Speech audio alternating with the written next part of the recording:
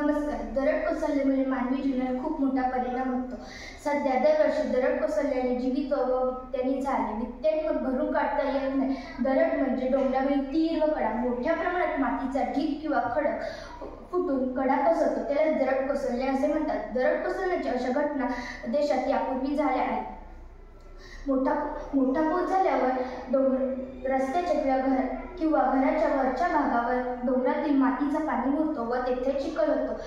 मातीत असलेले दगड किंवा पाणी याचे मिश्रण होऊन गुरुत्वाकर्षण बळाने ते खाली घसरते. दरड कोसळण्याच्या पूर्वी सर्वसाधारण डोंगर उतारणे, तडे जाणे, तडे गेलेले दगड खेचून घेणे,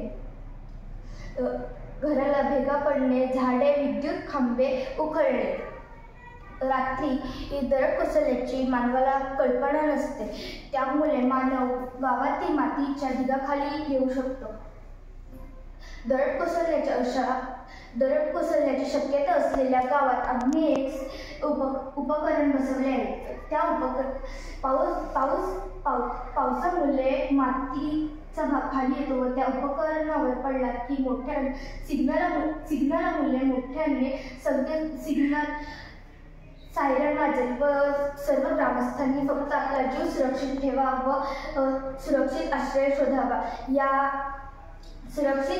शोधावा. त्यामुळे होणारे जीवित व जीव टाळता येईल व पुढील सर्व घटनांची तीव्रता कमी राहील. या मॉडेलचे होणारे फायदे सदर ग्रामीण भागातील दुर्बल अशा वाड्या वस्तीतील मागास भागात उपयुक्त आहे. दरडग्रस्त भागातील लोकांना पूर्ण सूचना मिळेल, त्यामुळे ते आपला जीव सुरक्षित ठिकाणी जातील. त्यांच्या जीवाला कोणताही धोका नसेल. शासनाचा आर्थिक भार कमी होईल. दरडग्रस्त भागातील लोकांना उपयुक्त आहे. हे मॉडेल सोलर बॅटरीवरून चालू शकतो. दरडग्रस्त भागात लाईट असायलाच हवी असे नाही.